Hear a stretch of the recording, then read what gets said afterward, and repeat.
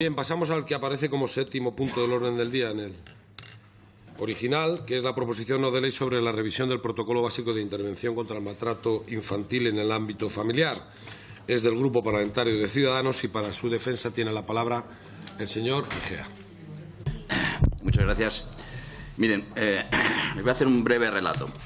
El 11 de julio de este mismo año ingresaba en urgencias del Hospital Campo Grande de Valladolid una niña de 4 años llamada Sara, con hematomas en diversos grados de evolución que hacen sospechar al pediatra que la atiende la existencia de maltratos. El pediatra da aviso al 112, a la Policía Nacional, y se inicia un protocolo. El 12 de julio se reafirma en su denuncia en la comisaría. La madre de la criatura alega maltrato por parte del padre de la niña. Entra en el equipo de violencia de género y hasta el 21 de julio que se archiva porque la madre retira la denuncia. Entre otras cosas porque el padre al que acusaba de esos malos tratos está en Londres desde hace semanas, con lo cual es difícil que sea responsable de esos tratos. Al archivarlo, el 21 de julio emite un informe a Servicios Sociales. El juzgado de guardia todavía sigue sin tener conocimiento porque solo se ha hecho cargo el juzgado de violencia de género. El 24 de julio se reúne en los Servicios Sociales para analizar el caso. 13 días después, en ese ínterin, el 17 de julio, la niña acude a otro hospital de Valladolid con hematomas ungueales y quemaduras en los dedos de la mano. El 26 de julio se hace la primera visita por parte de los servicios sociales a la familia, que detectan algo sospechoso en la actitud de la hermana y de la niña afectada, por lo que deciden repetir una visita el día 28.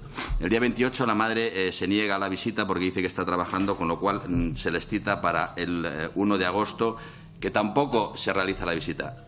El 2 de agosto la niña ingresa en parada cardiorrespiratoria con 4 años en el Hospital Clínico Universitario de Valladolid y fallece en ese mismo instante. Han pasado 23 días y nadie ha hecho nada. De las resultas de este caso hicimos una pregunta al Gobierno para que nos explicase la actuación del órgano judicial, que está resumida en esta exposición que les acabo de hacer. De la resulta de este caso solicitamos la comparecencia de la consejera de Servicios Sociales en la Junta de Castilla y León, en el Parlamento de Castilla y León. Mire, he de decirles una cosa. Ninguna de las personas que han intervenido en este caso, ninguna, ni siquiera ha pedido perdón. Nada ha fallado. Todo estaba bien. El resultado es que parece ser que se aplicó el protocolo correctamente. No puedo expresar con palabras la irritación que me produce este caso. Pero nuestra obligación como legisladores, nuestra obligación en este Parlamento es analizar los hechos y ver si podemos aportar algo, porque si efectivamente lo que ocurría es que el protocolo estaba mal, pues tendremos que hacer algún cambio en el protocolo urgente, porque un caso como este no se puede volver a repetir.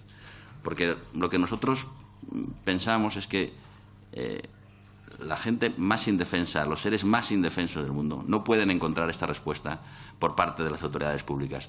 Y en estas autoridades públicas incluyo a todo el mundo, incluyo a la Fiscalía, que no trasladó ni abrió un segundo expediente para violencia a menores. Incluyo a la Policía Nacional, que tampoco trasladó a servicios sociales con la urgencia requerida. Incluyo a los servicios sociales, que tardaron 14 días. Incluyo a todo el mundo que dejó sola a esta criatura hasta que falleció.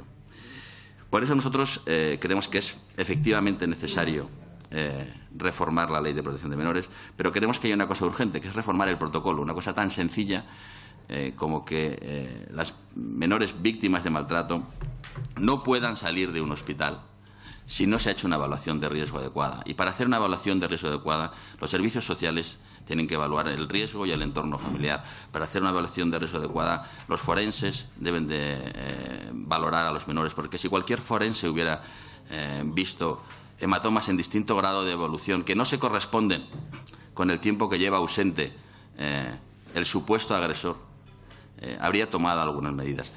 Si esto lo hubiera hecho un forense y lo hubiera remitido al juzgado de guardia en un atestado diferente al atestado de violencia de género, probablemente hoy no estaríamos aquí. No pretendemos legislar por un caso único, por un caso aislado. Lo que pretendemos con esto es simplemente llamar la atención al Gobierno a reformar de manera urgente el protocolo de maltrato a menores, que depende del Ministerio de Sanidad, Servicios Sociales e Igualdad. Por eso estamos hoy aquí en esta comisión, para evitar que un próximo caso nos lleve a un desenlace fatal como ha tenido este. Yo creo que es difícil negarse a una petición tan elemental y tan sencilla como que no se deje desprotegidos a los menores que sufren agresiones una vez que han sido detectadas estas agresiones. Por todo ello, les pido el voto favorable. Hemos valorado positivamente la enmienda del Grupo Popular. Vamos a llegar a una transaccional. No podemos hacer lo mismo con el Partido Socialista porque no incluye la necesidad de mantener a los menores dentro de los centros de hospitalización hasta que se hayan cumplido unos requisitos mínimos de valoración de riesgo. No puede ser que dejemos desprotegidos a los más indefensos, a los que menos culpa tienen y que miremos para otro lado. Nosotros no volveremos a mirar para otro lado. Creemos que un caso es más que suficiente para tomar una medida. Muchas gracias. Gracias, señor Egea. Hay dos grupos que han presentado enmiendas. En primer lugar, por el Grupo Parlamentario Socialista, el señor Sauquillo. Tiene la palabra.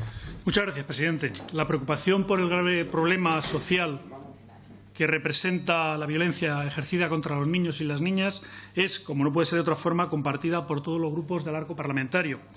Ello tuvo su reflejo en los trabajos de la subcomisión que se constituyó en la 10ª legislatura para abordarlo y de la cual tuve el honor de participar activamente. Como resultado de todas aquellas sesiones, en las que contó con expertos de todos los ámbitos, se elaboró un informe cuyas conclusiones deben ser tenidas en cuenta a la hora de abordar una normativa cuyo objetivo era erradicar la violencia contra la infancia y proteger el derecho de los niños y niñas a la integridad física y moral. Hace 2 meses, el Pleno del Congreso aprobaba una proposición no de ley firmada por casi todos los grupos políticos que instaba al Gobierno, en el ámbito de sus competencias y en colaboración con las comunidades autónomas, a iniciar en el plazo de tiempo más breve posible y que, en todo caso, no excediese de 12 meses, los trabajos para la aprobación de la presente legislatura de una ley orgánica para erradicar la violencia contra la infancia que proteja el derecho de los niños y niñas a la integridad física y moral.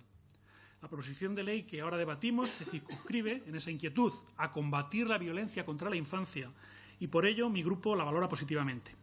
Sin embargo, consideramos que su contenido es mejorable. Según dice en la exposición de motivos, les leo literalmente, desde el Grupo Parlamentario Ciudadanos consideramos que todos los casos en los que exista certeza de maltrato leve o grave, el menor debe ser ingresado y apartado del ambiente en el que se producen las agresiones hasta que no exista, entiendo que es hasta que exista, ese no sobra, una valoración adecuada por un equipo médico forense, el Ministerio Fiscal y los servicios de protección autonómicos. Señorías de Ciudadanos, permítanme decirles que incurren en varios errores. Primero, se están refiriendo a la alta hospitalaria, tal como consta en el apartado C de la parte dispositiva, pero un hospital es un centro sanitario.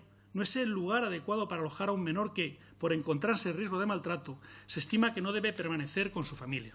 Segundo, ustedes confunden las fases del procedimiento cuando dicen que no se producirá el alta hospitalaria del menor en casos leves y graves de violencia hasta la valoración del riesgo por los servicios sociales. Están ignorando que si existe valoración es porque ya han intervenido los servicios sociales y que si estos han decidido que se trata de un caso leve, este implica, por la definición que contiene el propio protocolo, que la situación se puede abordar educativamente en el entorno sociofamiliar del menor. De este modo, el menor permanece en la familia y se realiza una intervención educativa desde los servicios sociales de atención primaria, sanitarios o educativos, de carácter preventivo, con la finalidad de desarrollar la parentalidad positiva y fortalecer las habilidades de los progenitores incompatibles con la violencia. Tercero, no se trata de desplegar toda una red, servicios sociales, forense, fiscalía de menores, juzgado de guardia, ante cualquier circunstancia, sino de emplear adecuada y racionalmente los recursos. Y cuarto, para mejorar sustancialmente el desarrollo del protocolo y evitar desgracias, lo que hace falta es que los servicios sociales cuenten con personal y medios suficientes para desempeñar su trabajo con la debida agilidad, eficacia y garantías, algo que, tras los recortes del Gobierno del Partido Popular, resulta difícil de alcanzar. Y permítanme que vuelva al inicio de mi intervención, cuando en la subcomisión sobre la violencia contra la infancia de la 10ª legislatura, elaboramos su informe final. Hubo ciertos aspectos en los que no fue posible el pacto, por lo que se presentaron 10 votos particulares, 8 de ellos presentados por mi grupo. Uno de ellos, rechazado por la mayoría absoluta que tenía entonces el Grupo Parlamentario Popular, iba destinado a reforzar y dotar de recursos a los servicios sociales imprescindibles para la prevención, detención y atención a menores víctimas de violencia. Señorías, mi grupo ha presentado una enmienda que creemos mejora la iniciativa. Compartimos la necesidad de revisar y actualizar el protocolo en lo relativo al agilizar los tiempos y limitar la exposición de los menores al entorno perjudicial. Por tanto, compartimos el contenido de los puntos A y B. Sin embargo, hemos reconvertido su apartado C en un nuevo que va más allá de la revisión del protocolo. La responsabilidad que asumen los servicios sociales es clave en estos procesos y de sus actuaciones depende, en gran medida, un buen desarrollo de toda la intervención. Por ello es imprescindible reforzarlos desde el punto de vista humano y material. Señor portavoz del Grupo de Ciudadanos, no infravalore a los servicios sociales, que tienen mucho que decir. Muchas gracias. Muchas gracias, señor Sauquillo. Para defender la enmienda del Grupo Parlamentario Popular, tiene la palabra la señora Heredia. Muchas gracias, señor presidente. Desde el Grupo Parlamentario Popular hemos valorado positivamente esta iniciativa porque viene a mejorar la defensa del bienestar de los niños y niñas de nuestro país. Queremos también condenar el hecho, lo sucedido en el día de ayer en Valencia, en el caso tan terrible que vimos todos en los medios de comunicación, y trasladamos a su familia pues las condolencias en nombre del Grupo Popular. Me hubiera gustado que esta proposición se hubiera visto pues en su comisión propia, que es la de la defensa de los derechos de la infancia y la adolescencia, pero espero que la próxima ocasión pues tengamos más suerte. Sobre el contenido de esta proposición, pues tengo que añadir que tenemos que saber que el protocolo básico de intervención contra el maltrato infantil es un instrumento que persigue orientar las políticas de intervención en casos de maltrato infantil, para que cada órgano competente, y aquí quiero hacer un inciso, cada órgano competente, que son las comunidades autónomas y las ciudades autónomas, desarrollen su propio protocolo, o sea, un protocolo específico para cada caso, para que sean más efectivos en cada territorio y sea aplicable sobre las distintas provincias de nuestro territorio español. Tenemos que recordar también que se aprobó este último protocolo el 9 de junio de 2014, solamente hace 3 años, y que modificaba a su vez y actualizaba uno que venía de 1997, casi 20 años sin modificarse, el cual, el nuevo protocolo del 2014, incluye medidas tan importantes y tan significativas para el Gobierno del Partido Popular como reconocer por primera vez que los menores son víctimas ante la violencia de género, cosa que olvidaba la Ley de 2014 de violencia de género. El grupo proponente pues pide una revisión, nos parece bien, todo lo que sea mejorar siempre es positivo. Y tengo que decir aquí que desde el Ministerio se está trabajando en contacto con los agentes especializados y profesionales de las instituciones y administraciones en someter continuamente a revisiones todos y cada una de las medidas y protocolos que existen en nuestro ordenamiento. También tengo que decir, porque algunas señorías se han reunido con la directora general de los Servicios de la Infancia y la Familia en varias ocasiones y conocen muy de cerca cómo se está trabajando desde el Ministerio desde estos últimos 6 años. Se está trabajando intensamente en trabajar codo con codo, sobre todo con las entidades sociales que saben sobre terreno cuáles son las necesidades que tienen nuestro ciudadano. Tengo que decir que se ha trabajado y que ahora mismo encima de la mesa tenemos asuntos tan importantes como la atención especial a los menores más vulnerables, como son los menores con discapacidad, los extranjeros, las víctimas de abusos sexuales, la pornografía infantil. Se han mejorado también los protocolos de acogida y de adopción. Y sobre la lucha contra la violencia hacia la infancia, hay que decir que queda mucho trabajo por delante, pero que se han dado pasos muy importantes desde todos los ministerios implicados, como son, pues por ejemplo, traer al Pleno del Congreso una importante aprobación, como ha sido la ley que va a luchar para que se regule esta lucha tan importante como es luchar contra la violencia hacia los menores, que fue aprobada esta proposición de ley fue aprobada el pasado mes de septiembre, conjuntamente por todos los grupos políticos. Yo creo que es un gran avance. Ya se venía trabajando en un borrador, ya se está avanzando en la regulación de la misma y yo creo que es una buena noticia. No estoy de acuerdo con las afirmaciones del señor Sauquillo, el portavoz del Partido Socialista, cuando habla de recortes. Aquí usted tiene que analizar todo lo que se ha hecho durante estos 6 últimos años. Les recuerdo que por primera vez en la historia de nuestro país se ha tenido en cuenta muy de cerca cuáles eran las necesidades en infancia, más de 365 medidas que muchas de ellas no existían anteriormente en nuestro país, se han puesto a disposición de las comunidades autónomas y por fin está llegando los dineros a los ayuntamientos. Le puedo dar fe porque yo soy también concejal en mi pueblo y sé cómo se está trabajando con más de 10.000 millones de euros encima de la mesa. Eso no lo hizo el Gobierno del Partido Socialista, eso lo ha hecho el Partido Popular en estos últimos 6 años. Y yo sé que es muy difícil reconocerlo para ustedes, pero está ahí y es algo que tenemos que poner en valor, aunque nos guste más o nos guste menos. Con respecto al sentido de la enmienda, ya avanzo nuestro voto afirmativo, porque además hemos llegado a una transaccional. Quiero agradecer al señor Igea pues su generosidad a la hora de aceptar esta enmienda transaccional. Y por nuestra parte, nada más. Gracias, señor presidente. Gracias, señora Heredia. Para fijar la posición de sus grupos, señora Aguirrechea, por el Grupo Parlamentario Vasco de AJ-PNV. Muy brevemente, señor presidente. Bueno, primero decir que casos tan dramáticos como el que ha explicado el señor Igea, pues aparte de generar pavor y generar indignación, pues creo que son casos sueltos, pero que exigen, evidentemente, que el sistema no pueda permitir que esos casos sueltos ocurran. Por lo tanto, la primera pregunta que hacemos ¿es que falló el sistema o es que es un sistema fallido? Es decir, si verdaderamente se evita muchísimo más de lo que ocurre o es un sistema que siempre tiene agujeros por el mismo lado. Si fuera así, entonces es cuando verdaderamente tenemos que atajar y atacar la resolución de ese problema de la coordinación de ese sistema, ¿no? Igual fueron personas que no ejercieron bien su trabajo dentro de ese sistema que sí funciona. Por lo tanto, dejaríamos ahí en el aire esa pregunta. En cualquier caso, los protocolos son para revisarlos, siempre lo son, porque cada casuística a veces no es ciencia exacta y no exige modificaciones, flexibilidad, exige improvisaciones más de una vez para que ese protocolo se adecúe en cada caso a las necesidades concretas.